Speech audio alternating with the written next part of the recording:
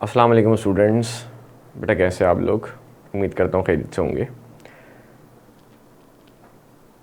बेटा आज की क्लास में हम नया चैप्टर स्टार्ट करने जा रहे हैं,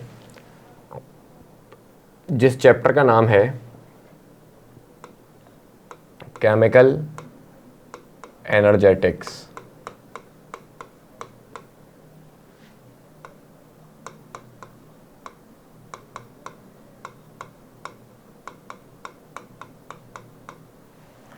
ठीक है, केमिकल एनर्जेटिक्स। अब ये जो चैप्टर है बेटा, ये डिफरेंट बुक्स में डिफरेंट नाम से है। जैसे सिंध बोर्ड की बुक में तो आपको केमिकल एनर्जेटिक्स के नाम से ही मिलेगा, मगर फेडरल में या पंजाब में इस चैप्टर को थर्मोकेमिस्ट्री के नाम से डाला गया है। तो सबसे पहला काम जो हमने इस चैप्टर में करना है वो थर्मोकेमिस्ट्री को पढ़ना है।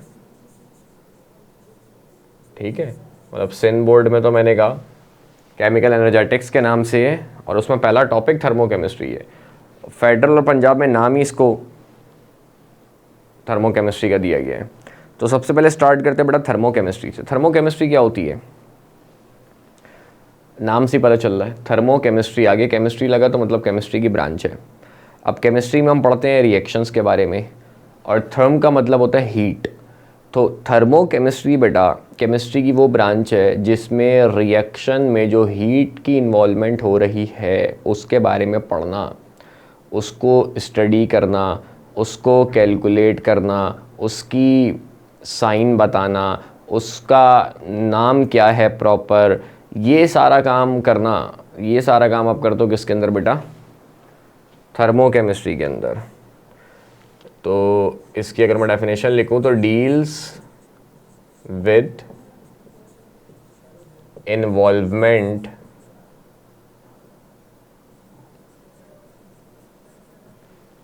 Heat in chemical reaction.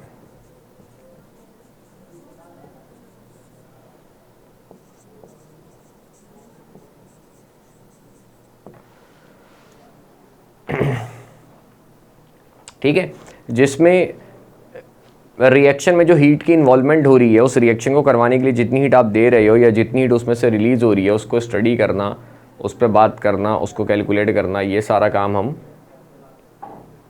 Thermochemistry के अंदर करते हैं।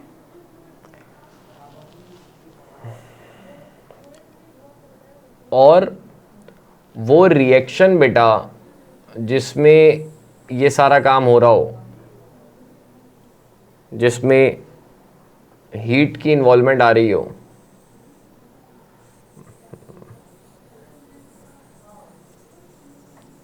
दोबारा लिख देते हैं इसकी definition. Thermo chemistry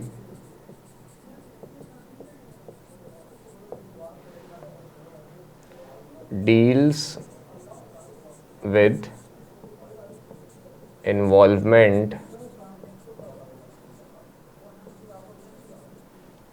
heat in chemical reactions। और उसके बाद मैं आपको ये बता रहा था कि वो रिएक्शंस जिनमें हीट की इन्वॉल्वमेंट हो, वो रिएक्शन जिसमें हीट की इन्वॉल्वमेंट हो, involvement of heat in chemical reaction, तो उन केमिकल रिएक्शंस को बेटा हम थर्मो केमिकल रिएक्शंस कहते हैं।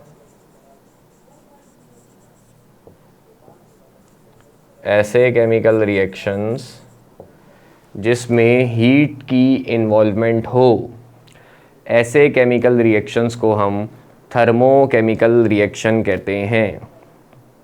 ठीक है, किसी रिएक्शन में अगर हीट की इन्वॉल्वमेंट आ रही हो तो उस हीट को स्टडी करना, ये चीज़ हम थर्मोकेमिस्ट्री में करते हैं। और वो रिएक्शन जिसमें बेसिकली हीट की इन्वॉल्वमेंट आती है, जिसको करवाने के लिए या तो हीट देनी पड़ती है या उसमें से हीट रिलीज़ होती है, तो उन रिएक्शंस को बेटा हम थर्मोकेमिकल रिएक्शंस कहते हैं, जो कि आप लोगों ने पढ़े होंगे बेटा, दो तरह के होते हैं।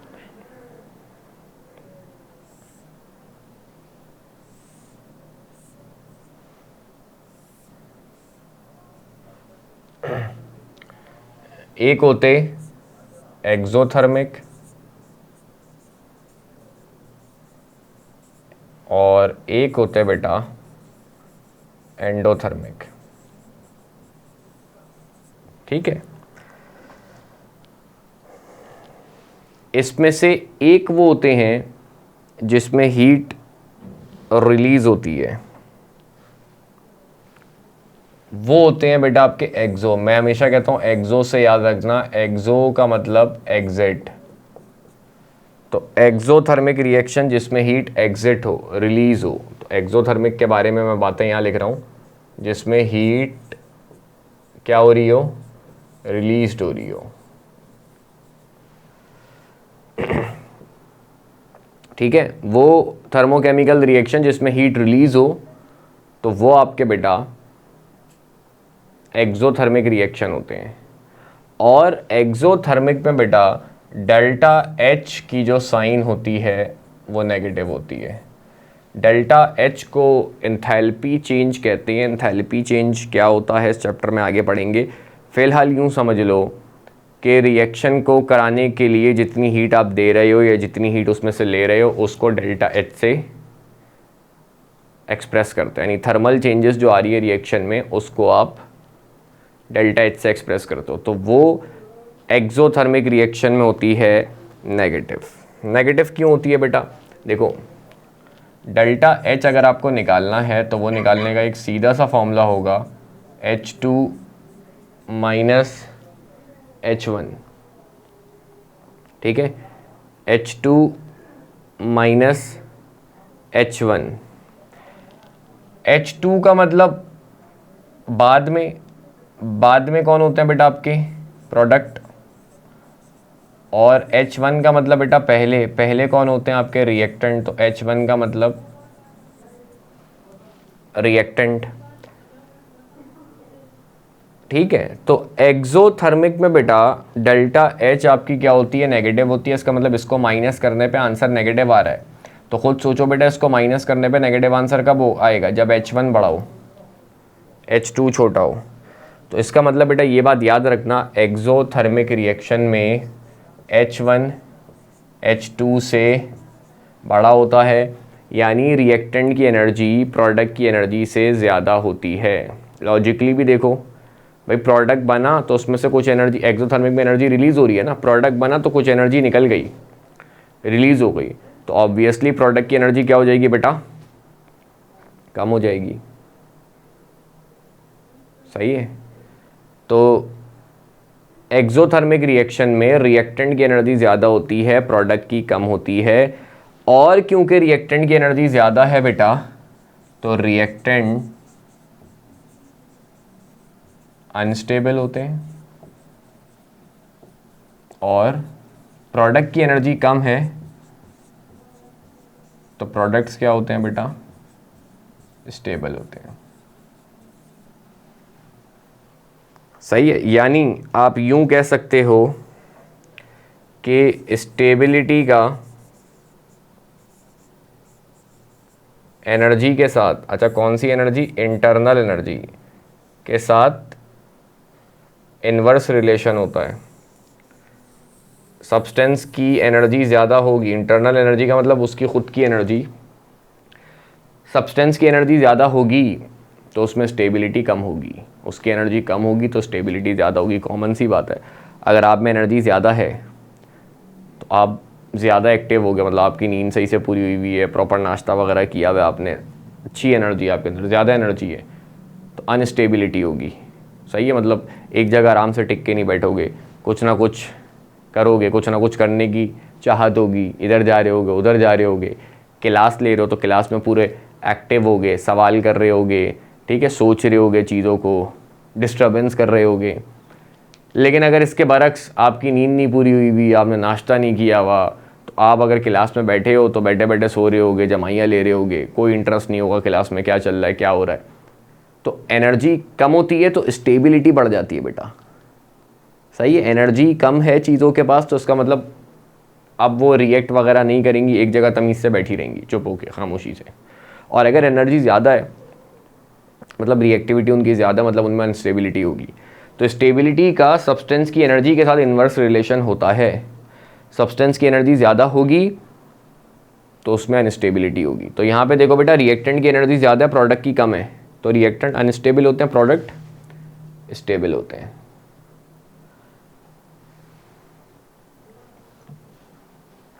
एंडोथर्मिक की बात करें, एक्सो में हीट रिलीज होती है, एंडो में हीट एब्जॉर्ब होती है। सही है, सब कुछ उल्टा कर दो, हीट एब्जॉर्ब होती है और डेल्टा एच एंडो में पॉजिटिव होता है। डेल्टा एच पॉजिटिव है, इसको माइनस करने पे आंसर पॉजिटिव आ रहा है, इसका मतलब H2 बड़ा होगा, H1 छोटा होगा।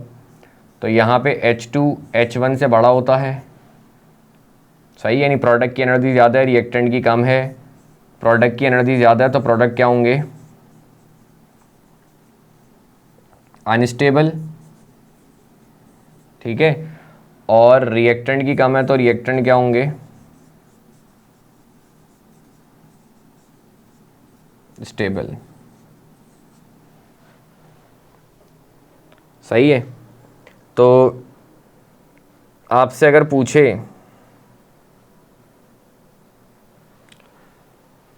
आपसे अगर एक सवाल करे कि भाई ए कन्वर्ट हो रहा है बी में, इसकी डेल्टा एच 20 यूनिट, कुछ भी लगा दो, यूनिट छोड़ो। सी कन्वर्ट हो रहा है डी में, इसकी डेल्टा एच है बेटा -50।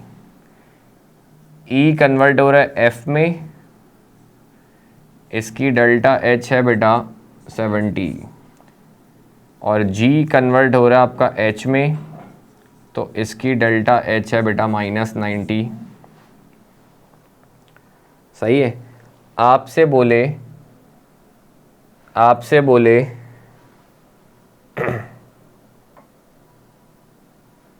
मोस्ट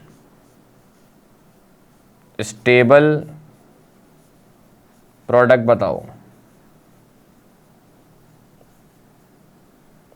या मोस्ट स्टेबल रिएक्टेंट बताओ।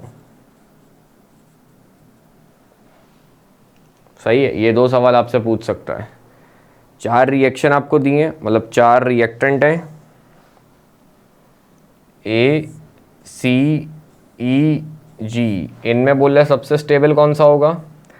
ठीक है, और 4 आपको प्रोडक्ट दिए, बी डी ई एफ और एच, इनमें बोल रहा है सबसे ज़्यादा स्टेबल कौन सा होगा।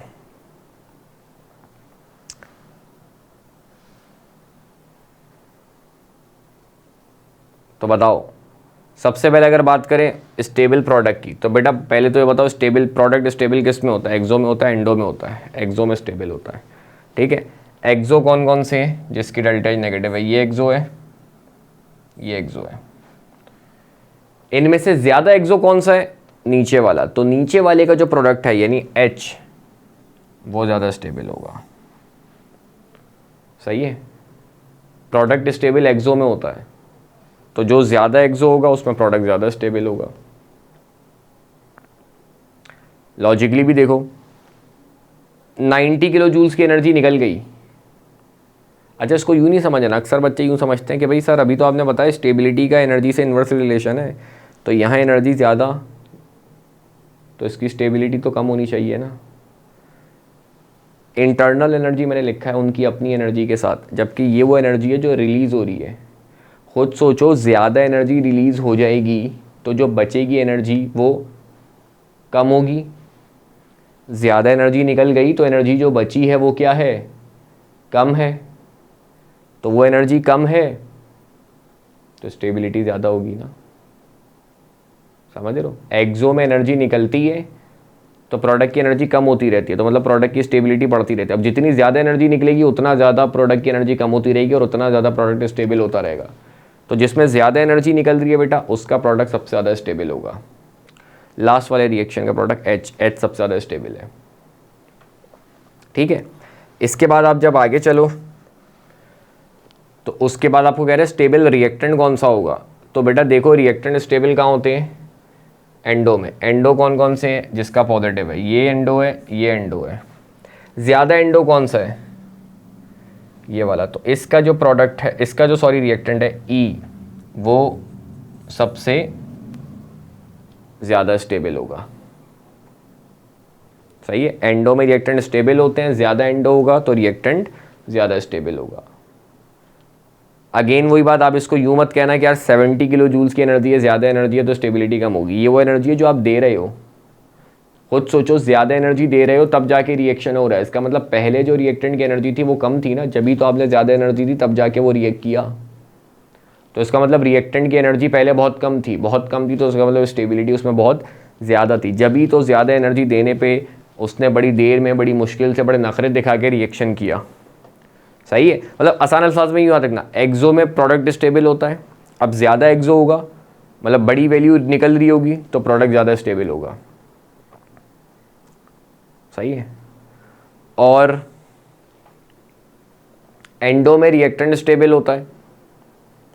ज़्यादा एंडो होगा मतलब ज़्यादा एनर्जी आप दे रहे होगे, ज़्यादा वैल्यू पॉजिटिव में होगी, तो मतलब रिएक्टेंट आपका ज़्यादा स्टेबल है। ठीक है, तो ये बेटा एक्सो एंडो का टॉपिक है। इसके रिगार्डिंग जो कुछ एमसीक्यूज वगैरह आ सकते थे वो हम लोगों ने डिस्कस किए। आगे चलते हैं।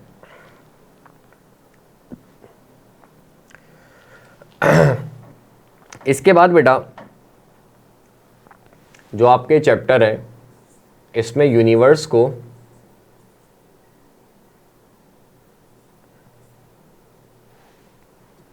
यूनिवर्स की स्पेलिंग के साथ कुछ हो गया मसला।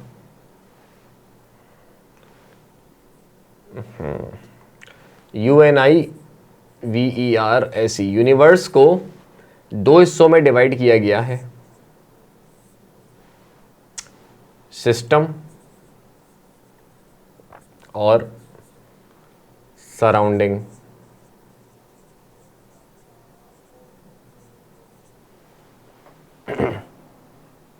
सही है। यूनिवर्स की बात करें तो यूनिवर्स को इस चैप्टर में दो हिस्सों में डिवाइड किया गया है, सिस्टम और सराउंडिंग। सिस्टम जिस पे काम हो रहा हो, साइंस की लैंग्वेज में सिस्टम उस चीज़ को कहते हैं जिस पे काम हो रहा हो। सही है। तो इस चैप्टर में भी जिस पे हम काम कर रहे हैं वो आपका सिस्टम होगा। अच्छा, इस चैप्टर में जो हम काम करते हैं अमूमन वो गैस पे करते हैं ज़्यादातर, वरना सिस्टम से मुराद ये होता है कि जिस पे वर्किंग हो रही हो वो आपका सिस्टम। ठीक है। अब यहाँ पे जो थर्मोडायनेमिक्स का पोर्शन है ना, उसमें ज़्यादातर हम काम करते हैं गैस के ऊपर। तो वहाँ पे सिस्टम की जब भी मैं बात करूँगा तो वहाँ इमेजिन कर लेना गैस की बात हो रही है जो कि सिलेंडर में रखी हुई है। ठीक है। लेकिन सिस्टम जिस पे आप वर्किंग कर रहे हो वो आपके लिए सिस्टम है, और उसका इन्वायरमेंट यानी उसके अलावा बाहर पूरा सब कुछ वो सराउंडिंग बन जाता है। ठीक है। अब सिस्टम तीन तरह के होते हैं।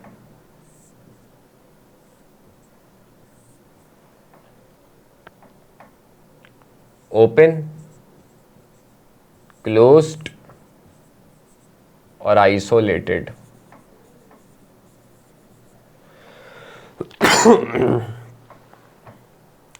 अब ये क्या होते हैं?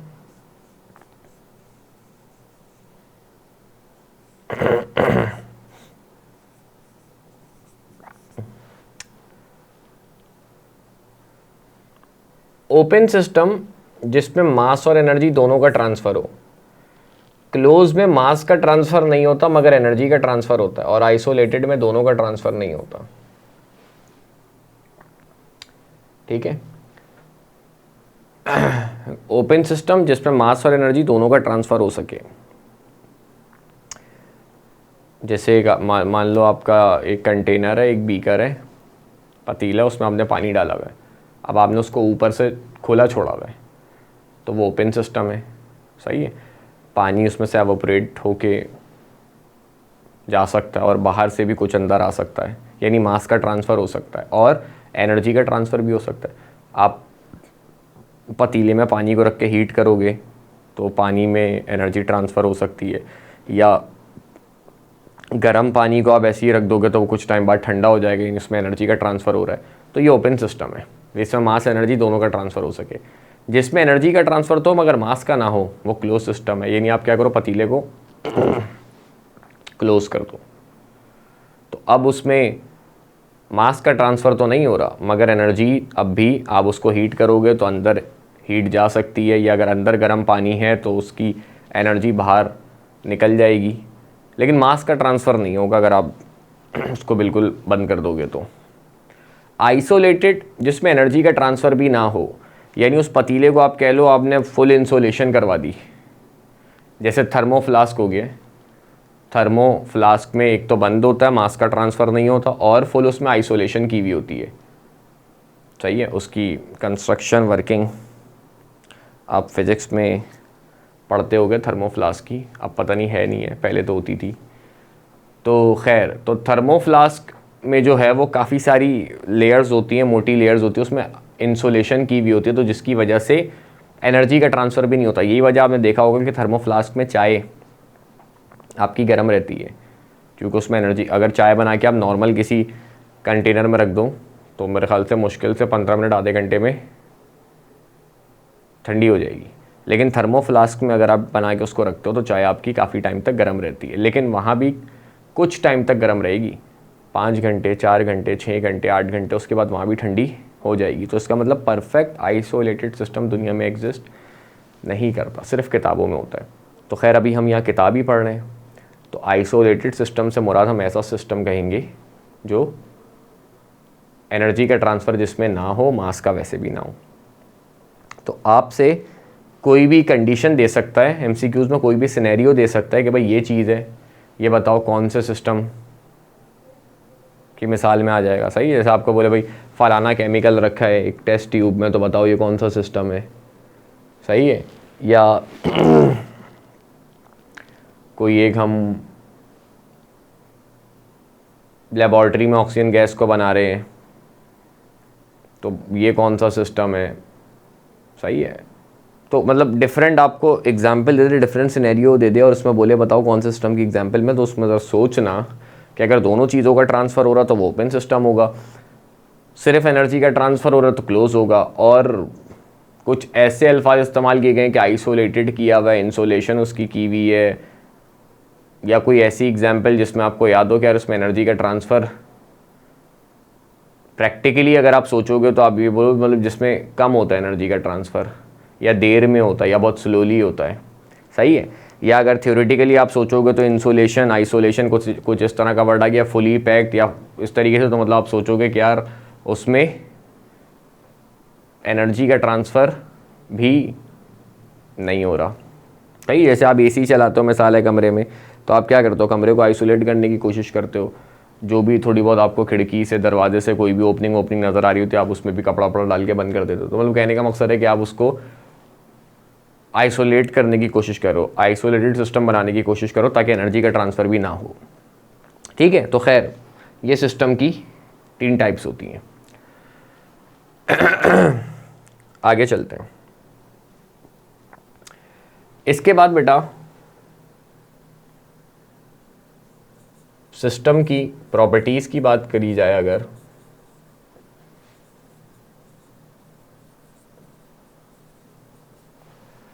सिस्टम की प्रॉपर्टीज़ की बात करें तो बेटा सिस्टम की 2 तरह की प्रॉपर्टीज़ होती हैं, एक माइक्रोस्कोपिक और एक मैक्रोस्कोपिक। सही है, सिस्टम की 2 तरह की प्रॉपर्टीज़ होती हैं, एक माइक्रोस्कोपिक और दूसरी मैक्रोस्कोपिक। माइक्रोस्कोपिक प्रॉपर्टीज नाम से ही बेटा पता चल रही है, विच आर मेजर्ड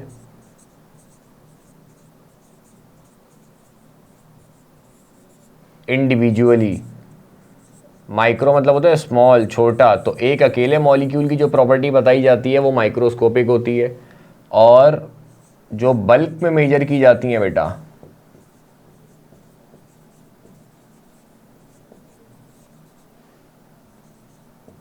बल्क में जो प्रॉपर्टीज मेजर की जाती हैं वो पूरे सिस्टम की एक साथ, पूरे गैस की एक साथ, तो वो आपकी मैक्रोस्कोपिक प्रॉपर्टीज कहलाती हैं। मेजर करना किनको आसान होगा? जाहिर सी बात है इनको।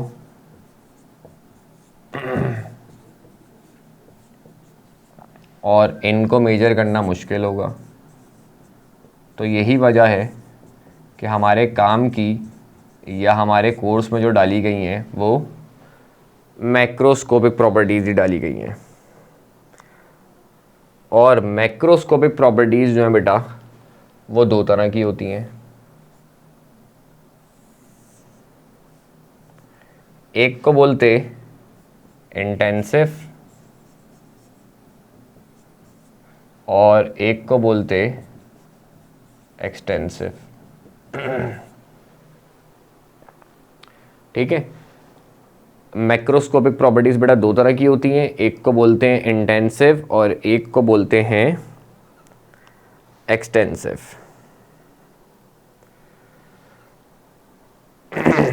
इंटेंसिव प्रॉपर्टी इसमें से बेटा एक मास पर डिपेंड करती हैं, एक मास पर डिपेंड नहीं करती। तो कौन सी आसान है पता लगाना? देखो, इन से याद रखना, intensive properties independent of mass होती हैं।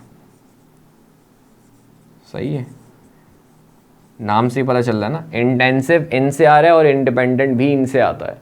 तो intensive properties independent of mass होती हैं, जबकि एक्सटेंसिव प्रॉपर्टीज जो होती हैं बेटा वो मास पे डिपेंड करती हैं।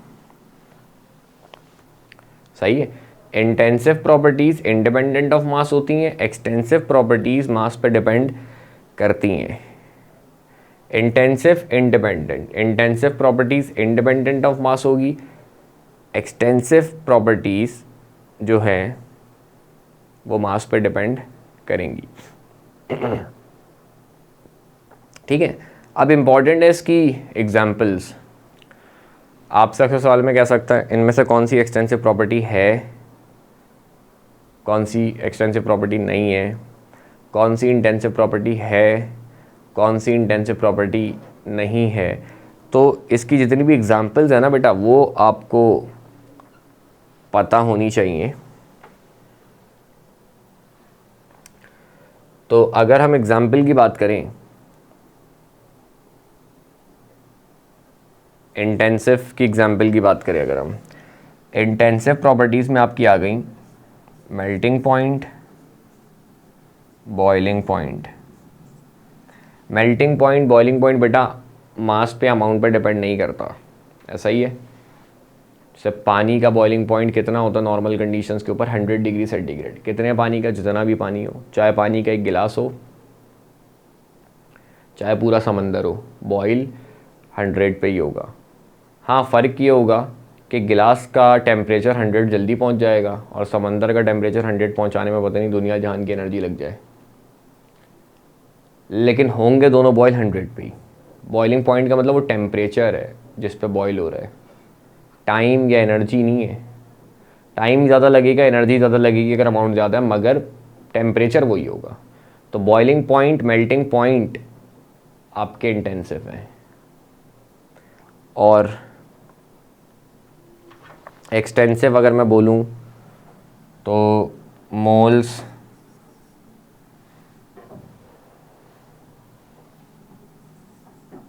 वॉल्यूम,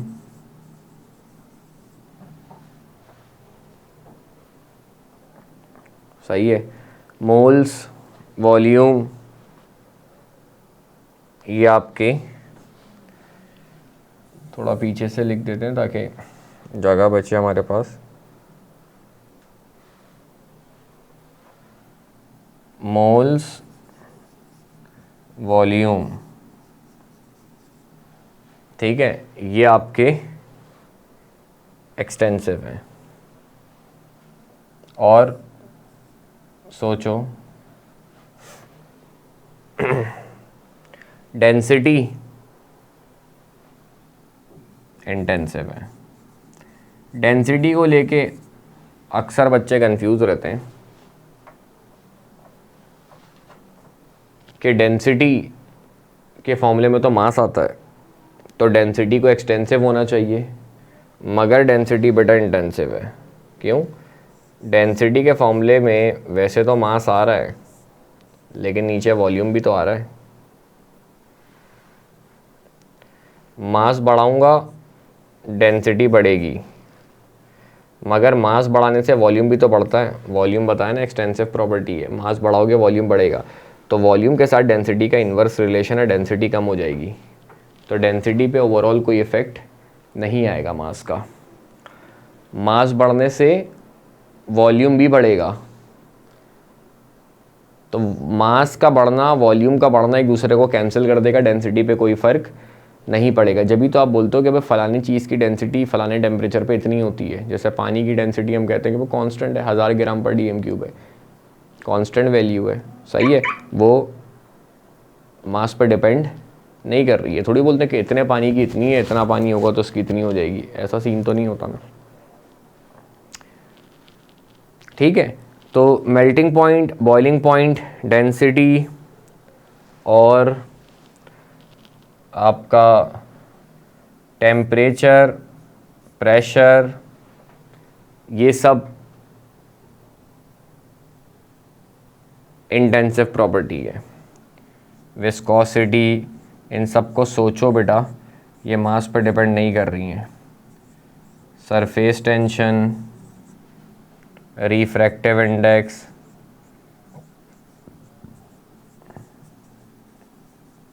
सही है। अच्छा, काफ़ी सारी प्रॉपर्टीज़ क्यों लिखवा रहा हूँ, इसीलिए लिखवा रहा हूँ, कुछ भी आ सकती है ना बेटा, बोले इनमें से कौन सी इंटेंसिव है, तो पता होना चाहिए ना आपको कौन कौन सी होती हैं। एक्सटेंसिव में मोल्स हो गया, वॉल्यूम हो गया, और इंटरनल एनर्जी हो गई। इंटरनल एनर्जी भी मास पर डिपेंड करेगी ना, मतलब सिस्टम के पास जो पहले से एनर्जी है वो इंटरनल एनर्जी है। अब खुद सोचो, मास ज़्यादा है, एक हेल्दी बंदा है तो उसमें इंटरनल एनर्जी ज़्यादा होगी, एक कमज़ोर बंदा है तो उसमें इंटरनल एनर्जी कम होगी। तो इंटरनल एनर्जी मास पर डिपेंड करती है। इसी तरह से एंथैल्पी भी मास पर डिपेंड करती है। एंथैल्पी को भी डिस्कस करते हैं, फ़िलहाल मैंने कहा यूँ समझ लो कि रिएक्शन को करवाने के लिए जितनी उसमें जो थर्मल चेंजेस आ रही हैं वो आपकी एंथैल्पी है। अब ज़्यादा काम कराना है तो ज़्यादा थर्मल चेंजेस उसमें आएंगी, कम काम कराना है तो कम थर्मल चेंजेस उसमें आएगी। तो एंथैल्पी एक्सटेंसिव है। और Gibbs free energy, Gibbs free energy, ये भी आपकी एक्सटेंसिव प्रॉपर्टी है। तो जो एक्सटेंसिव प्रॉपर्टी अभी मेरे जहन में आ रही थी वो सब मैंने लिख दी। गिब्स फ्री एनर्जी क्या होती है? वो एनर्जी कह लो, टोटल एनर्जी का वो पोर्शन जो यूज़फुल वर्क में कन्वर्ट हो, वो फ्री एनर्जी है। भाई जब हम सिस्टम को एनर्जी देते हैं या सिस्टम के पास जो टोटल एनर्जी होती है वो सारी की सारी तो यूज़फुल वर्क में कन्वर्ट नहीं कर देगा ना, उसके कुछ पोर्शन को कन्वर्ट करेगा। तो वो पोर्शन जो वर्क में कन्वर्ट हो रहा है वो गिब्स फ्री एनर्जी है। जैसे मिसाल के तौर पर मैं कहूँ कि यार, एक मिसाल है, मुझसे कोई उधार मांग ले, कोई दोस्त मेरा आ गया यार उधार दे देना। अब मेरे पास जितने पैसे पड़े होंगे क्या मैं सारे के सारे उसको दे दूँगा? नहीं ना, कुछ पोर्शन अपने पास भी तो बचा के रख लूँगा कि भाई मेरा महीना तो निकल जाए, ऐसा ना हो मैं सारे पैसे उसको दे दूँ फिर मुझे किसी से मांगने पड़ जाए। तो कहने का मकसद ये, जो टोटल एनर्जी होती है वो सारी की सारी कन्वर्ट नहीं होती, उसका कुछ पोर्शन कन्वर्ट होता है। तो वो जो पोर्शन कन्वर्ट हो रहा है ना, वो फ्री एनर्जी, नाम से पता चला, फ्री एनर्जी। जो फ्री है, जो आप, मेरे पास एक्स्ट्रा पैसे हैं, मैं कहीं बिजनेस में इधर उधर लगा दूँ, सारे पैसे तो नहीं लगाऊंगा ना।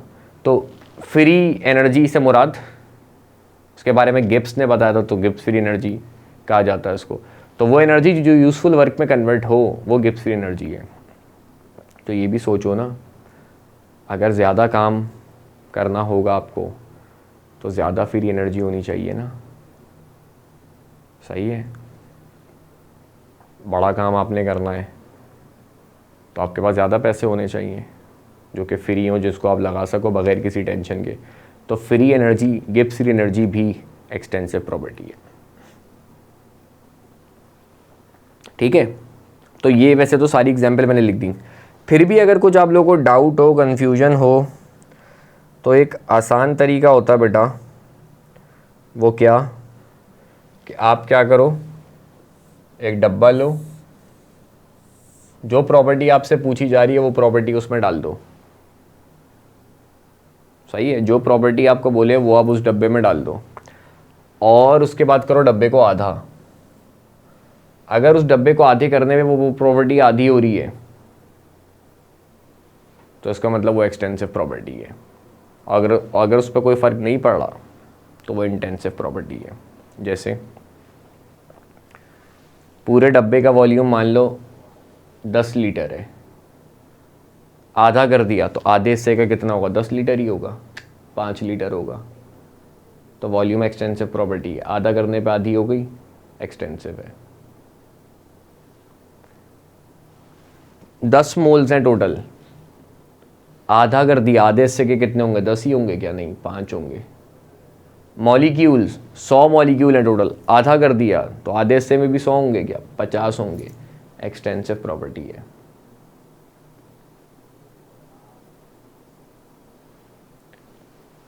पूरा टेम्परेचर, पूरे डब्बे का टेम्परेचर 50 है, आधा कर दिया, आधे हिस्से का भी 50 ही होगा या नहीं। एक कमरा है जिसमें मैं खड़ा हूँ या जिस पे आप लोग अभी बैठे हो, सोचो इसको आधा कर दूँ और आधी साइड पे खड़ा हूँ मैं, अगर मतलब मान लो पूरा टेम्परेचर 30 है तो मैं उसको आधा करके आधी साइड पे आ जाऊँ तो क्या वहाँ पे टेम्परेचर 15 होगा, 30 ही होगा ना। पूरे कमरे का टेम्परेचर 30 है, कहीं भी आप चले जाओ,